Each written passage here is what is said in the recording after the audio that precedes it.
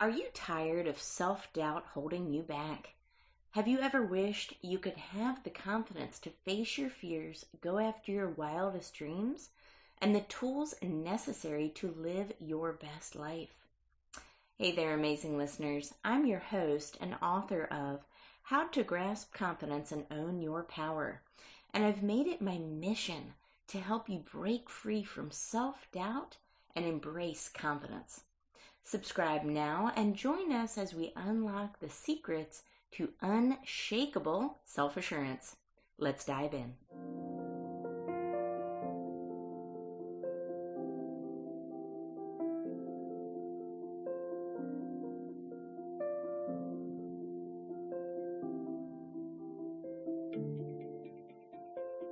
Welcome to the show today, another episode of Grasp Confidence. This is season 2.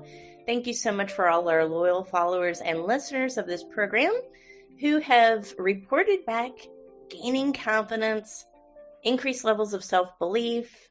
They've even connected with audience or participant members that I've had on this show afterwards, and we're forming a community, which is so amazing. My next guest has a phenomenal story. He's a published author. He's got a super hit TED Talk right now. And he's basically everywhere. And I love it because we're just so in sync. But Dr. Grant Van Ulbrich is amazing. His book is amazing. It's called Transforming Sales Management. Like I said, his TED Talk has been a viral hit on YouTube. I'm so lucky that he's on the show today.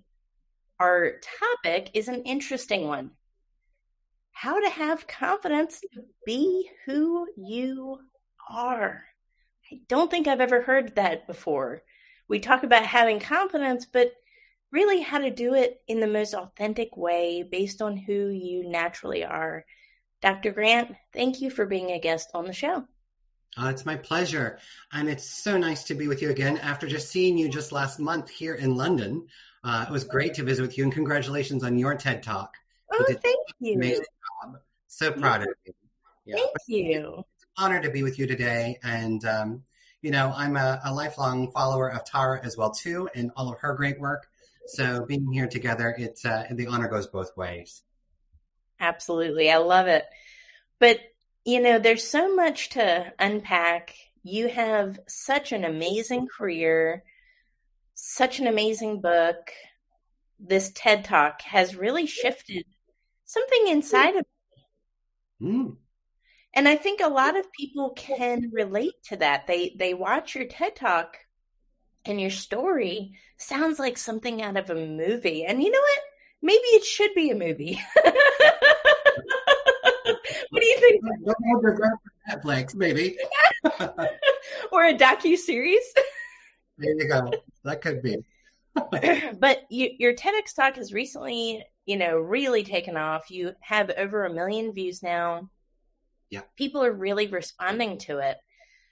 And it's all about the journey of you just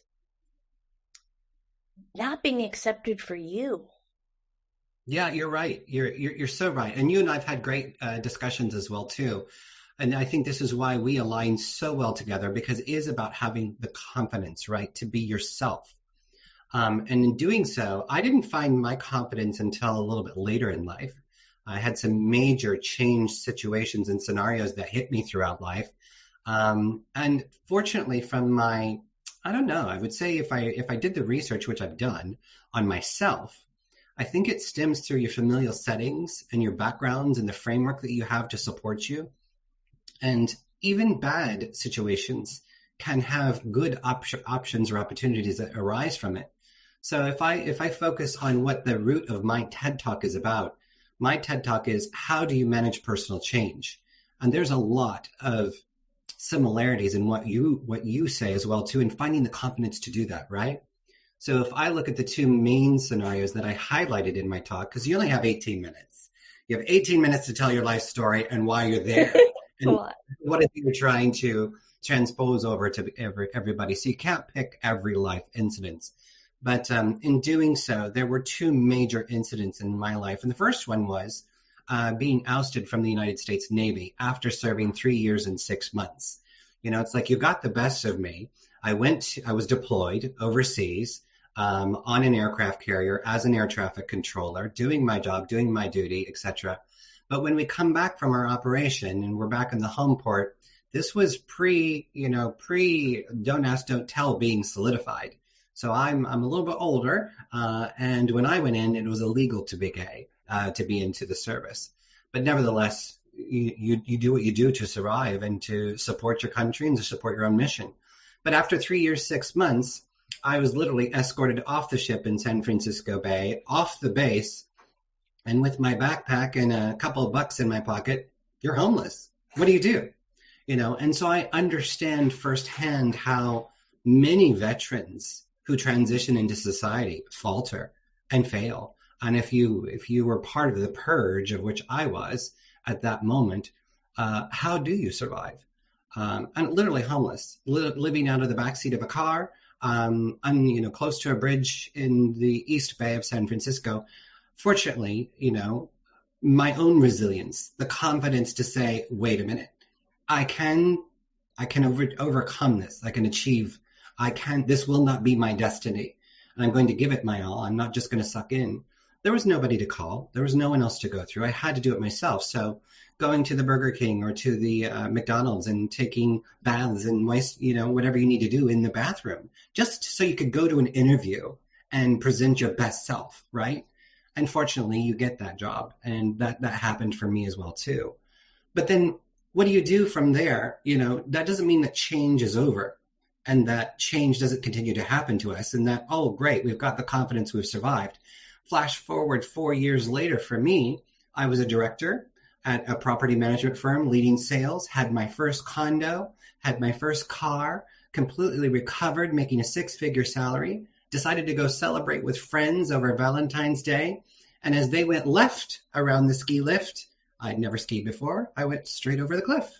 20-foot drop, down I go, break my shoulder, break my scapula, break the collarbone in half. Completely unconscious, woke up at the bottom of a mountain only to find that I was facing life change once again. I should have been dead. That's the first thing that the doctor said. But in 3 surgeries over the year, 2 titanium plates and 12 titanium pins, and insertion, adjustments, and then finally removement, I'm still here and still alive. But that wouldn't be all.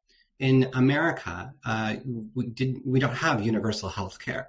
So while I had good insurance, when you go off of that insurance, all the bills become yours. So my medical bills quickly soared to 6 figures themselves, my portion. And I went bankrupt, lost the home, lost the cars, but I still had my life. So what do? You rehome with friends, you roommates, you do whatever you can to survive. And I found a job in the cruise industry. And while it was an entry-level sales position, about $20,000 a year from my 6-figure job that I had, you know what? I found that there was purpose of going back to the community of sea. I had the confidence to get up, the confidence to keep going, the confidence to survive being homeless twice, nearly dying. And now I'm here sitting with you as a doctor, the first doctor in sales transformation in the cruise and hospitality industry. A published author, a TED Talk that shot over 1 million views, and the ability to speak with you. So it is about the confidence that you can have and you can find in yourselves. And that confidence can be very fragile, which is why in my master's program, I created the world's first model for how do you manage personal change for yourself. And it's called Scared So What? And in doing that, that helps you find your confidence so that you can find the right decision for you versus living in fear and assumption. It gives you the ability to control change. Wow. And you know what? Change is inevitable. Yeah, I say that all the time. Change is inevitable. Growth is optional. At any point in time, our lives could completely be upended, right? They could completely turn and we could be facing huge change. Mm-hmm. So it's the survival of the most adaptable, the survival of the people that can go through those changes and, really learn from them and grow from them and step into a different the person that maybe they're even just meant to be. And sometimes Yeah. those changes that, in the beginning, it's hard. It sucks. It's it's not friendly. We don't want to do it. But do we not emerge as a stronger person because of it? Do we not emerge, more resilient, more adaptable? Yeah. I think we do. And that's the hope, my friend, and that's, in building the model, I asked the question as part of my sales master's program, we had to learn about global change and how you manage change within organizations for people. And I found it was an eye-opening change for me. I'm sitting in a cohort with senior leaders of sales from around the world. And as I learned these models, I thought, there's something here I don't agree with. And if you look at global organizational change models, they're mostly prescriptive, saying people will accept change. Well, as I just shared with you, in my situations, I didn't accept being homeless or being kicked out of the military. I didn't accept falling off a cliff. I rejected that change massively, both times. So I asked my professor, I said, can you reject change? And they said, well, of course. I go, okay, these models don't reflect that. Where's the model for the individual? And how do you help people to find the confidence and to be able to manage change for themselves? That model didn't exist. So that's why I've created Scared So What as the world's first personal change model. And in doing so, this is where you and I so synergize. How do you find that confidence? Well, we've not been taught how to manage change. The best that we can do is receive platitudes and kindness from people who say, oh, don't worry about it. You'll be fine. Tara, get on with it. Go ahead. Don't worry. But it never makes you feel good. And that's a reason why, because your mind and your body is saying something's wrong. You need to do something. And since we haven't been taught how to manage change for ourselves, we live in assumption. We make those knee-jerk assumptions. Oh, I can't do this. This is impossible. When in actuality, if you had a model, which I've created, to help you reflect on change and invite critical reflection into that process, you all of a sudden now have the power to make an informed decision, not an assumption. And that's how you can actually change or alter the course for yourself. If you can reflect on change and make an informed decision about it, you then build your own so what plan. That takes confidence and building your plan to make sure that it is right for you in the way that you want to execute change, not the way somebody else wants. And so this is how you stand up. This is how you elevate. This is how you rise. And as what we're trying to do now is to give organizations the power to use this so that they can foster inclusive change. And that makes change within organizations successful when you do include people. Absolutely. The person in mind. And it starts by understanding people. Yeah. It sounds so elementary, but like you said before, there was no basis of, would people reject change? Of course, people reject change. Yeah. People don't necessarily want change or crave change, but it happens. It happens. And you'd be surprised at how many people actually do like change. And we as leaders, we fail to see those signals of, wait a minute, you could be a change adopter. You could actually help me to empower this change throughout the organization, which then would pull all of the weight off my shoulders and give me the ability to focus on the people who are in, indecision or in change inflection. They don't know. They're missing the information. And you think about organizations, I looked it up just the other day. 2023, quiet quitting cost the global economy $9 trillion. $9 trillion. And that is because so many people are not included in the changes that are occurring at their organizations or with their organizations. Leaders are blindly assuming that everybody's on board. Well, when you assume, you know exactly what happens. So how do you incorporate something that actually includes the individual? And how do you have the confidence and courage to deliver that? That's truly pioneering, and that's truly transformative when you're there. Absolutely. It's next level leadership. It's what companies aspire to, but they just don't quite know is possible or exists yet, right? And that's why you've pioneered these models and why you're leading the change. There you go. But it does. It takes a lot of confidence. And, oftentimes in life or in business, when we get knocked with change, sometimes, if I think about it as a leadership member of a company, and you try to hire and you retain top talent, but it's not easy, right? And what costs a company a lot of money every year? Sick days, employees being disengaged, like you said, quiet quitting. That's change, right? Yeah. Can it be mitigated? And I know the answer is yes, right? I've seen it in my own practices in leadership training for companies, that by doing humanity, human level, human centric things that give your employees the confidence, that bring them into the conversation. Yeah. I think that is really important, because at the end of the day, everybody wants to feel like a contributor. Yeah. And I think that's a big thing too, Dr. Rand, don't you? I do. And, that's why, again, I share with you, building the confidence and self-confidence, which is truly what we're talking about here. How do you find that? How do you find the ability to give yourself the confidence to go forward and to move on, and develop that courage that comes with it? As I shared with you again, the science behind, it's not that everybody rejects change. And I love it, hate it when people say, oh, people just reject change. No, that's not true. We haven't been taught how to manage it.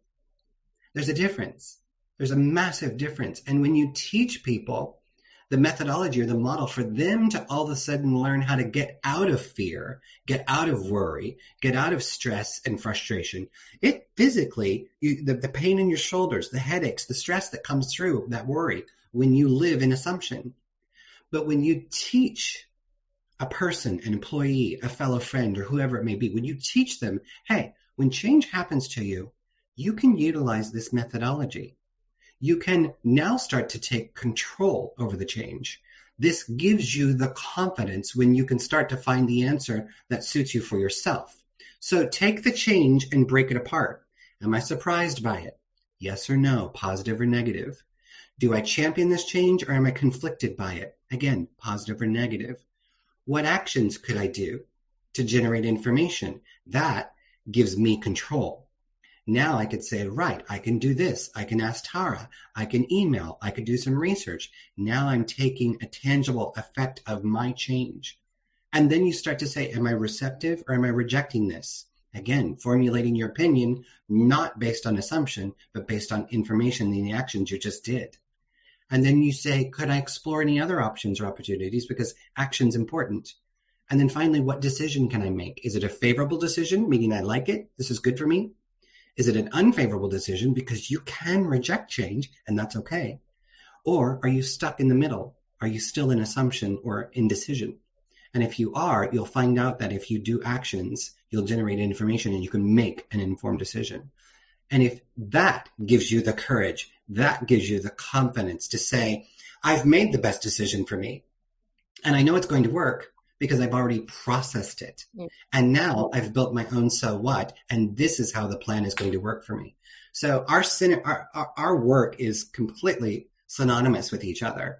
Finding confidence, using a methodology and a model to support embedding that confidence gives you the ability to manage change and lift and elevate yourself. 100%. Oh my God. I can't believe it. It's like we're on the same wavelength here. But yes, it's through that action, because you know what? No amount of thought, and thought's great, but no amount of thought replaces any activity. So we have to put in that action. And you know what? When we start to put in that action, we actually gain confidence. Because otherwise we get trapped in a cycle of thought. What if this? And how do I do this? And what's next after that?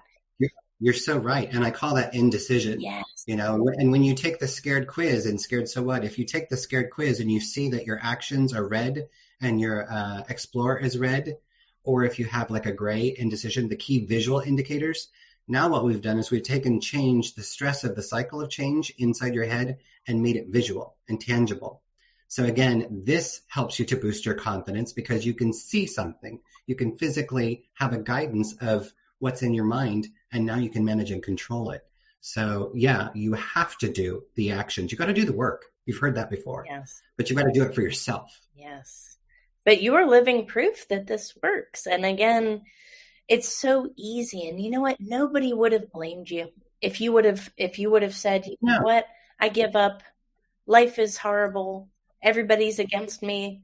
A lot of people would have said, you're right. I agree with you. I can't believe what you went through. Many people did when I was in those scared moments. And a lot of people say, well, Grant, those were extenuating circumstances. Does this really work in real life? And I give you something that we've all survived through. It's called the global pandemic, right? Yes. So millions upon millions of people were losing their jobs. Well, guess what? I was one of them as well, too. I was faced with losing my job. I actually had to relocate from living here in Europe, closing up shop, moving back to Miami, only to be faced with I was going to be fired with my job.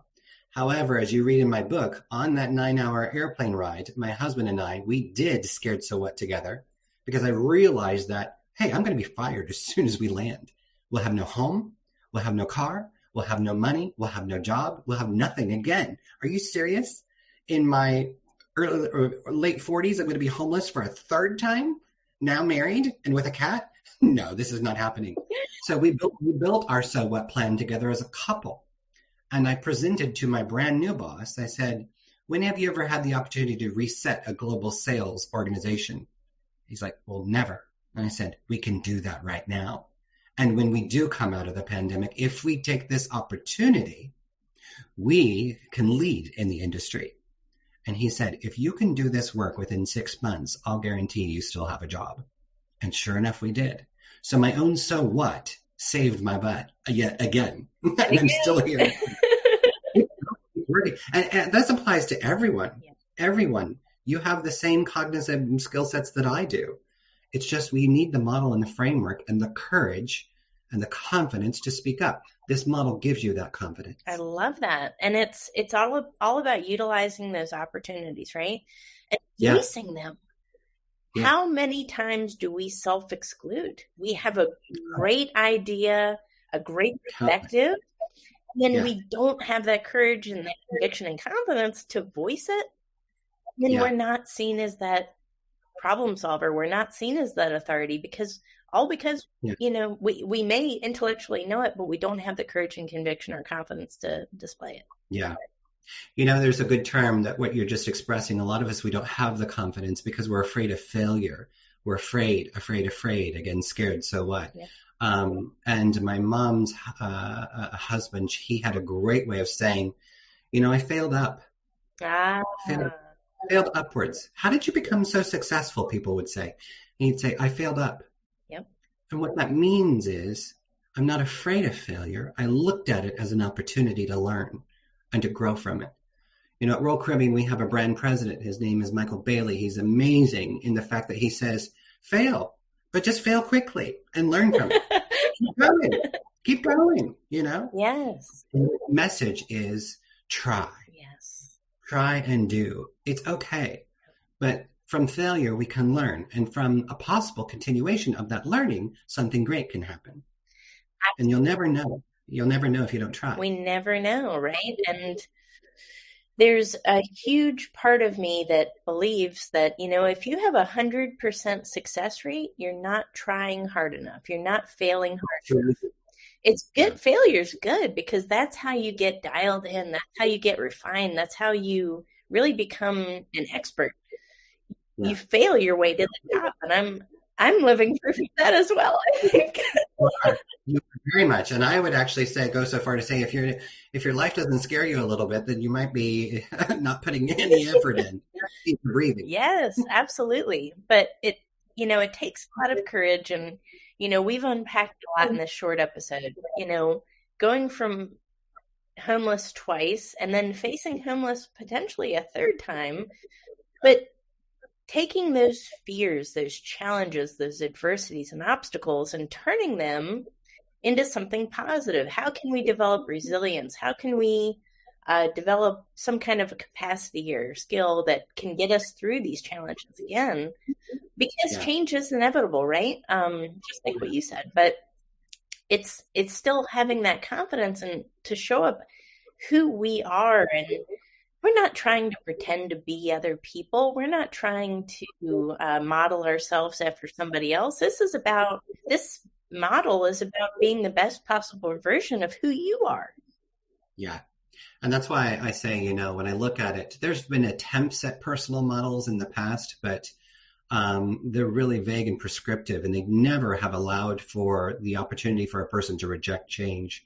So that's why I call it the world's first bespoke personal change model. And the word you're just looking for is bespoke. You've got to find the journey that matches you, and in doing so, if you use this model once, twice, 3 times, all of a sudden it becomes a cognitive skill set. You'll no longer need the app.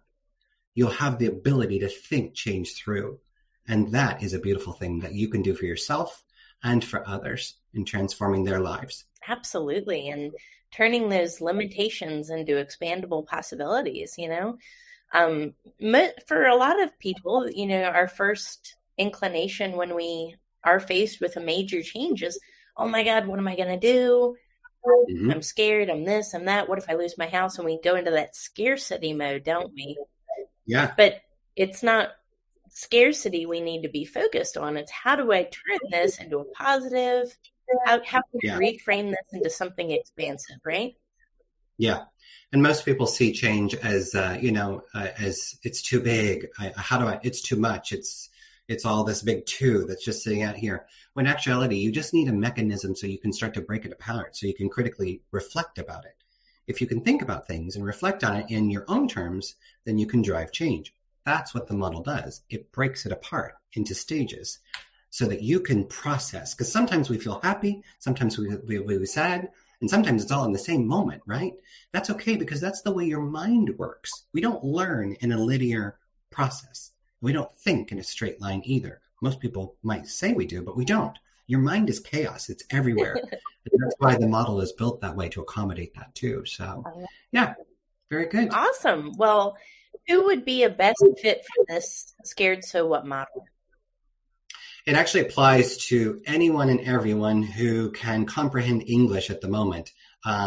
We've built the app and the models in English. We are working on foreign translations as well, too, because in our research over the last 6 years, it has been tested around the world with thousands and thousands of people. We've even found that adults were giving it to their children as young as 14 years of age.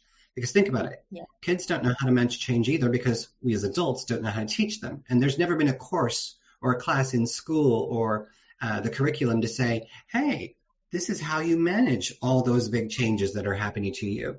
And wouldn't it be great if there was? And so we have found through our research that children were even using it on their parents. Hey, Mom, I'm no longer scared. This is my so what, and this is what we need.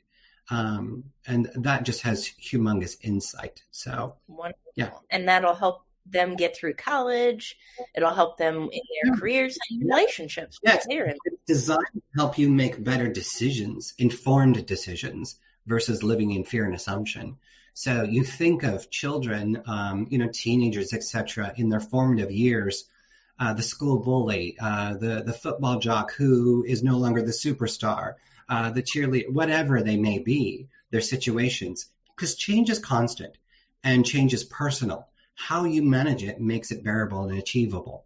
So having the tool and the skill set that you can actually learn to think it through can be life-changing, has been for me, and has been for thousands of others who've used it around the world. So, yeah. I love that.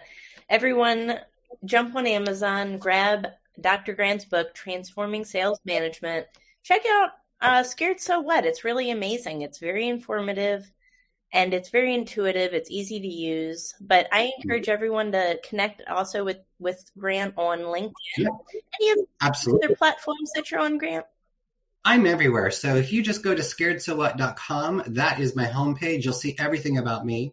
Books, articles, publishing, journals. You can get the app for free as well, too. So download the app, start playing with it today, and learn how to manage change for yourself. So everything's there. Connect with me on LinkedIn. I love that. I love expanding the network, but definitely want to hear from you. Yes, wonderful. Well, thank you so much for being a guest on Season 2 of Grasp Confidence Podcast. And thank you for everyone who tuned in. Don't forget to share this episode with your friends, family, or colleagues. or really anybody who could benefit. Thank you so much, and we will catch you on the next episode. Take care. And that's a wrap for this episode of Grasp Confidence. Thank you for joining me today and investing in yourself. Remember, building confidence is an ongoing journey, and each step you take brings you closer to the empowered, fearless version of yourself that you were born to be. Don't forget to visit my website, follow me on social media, and purchase my book, which is available on Amazon. Thank you for listening. We will see you on the next episode. Stay confident.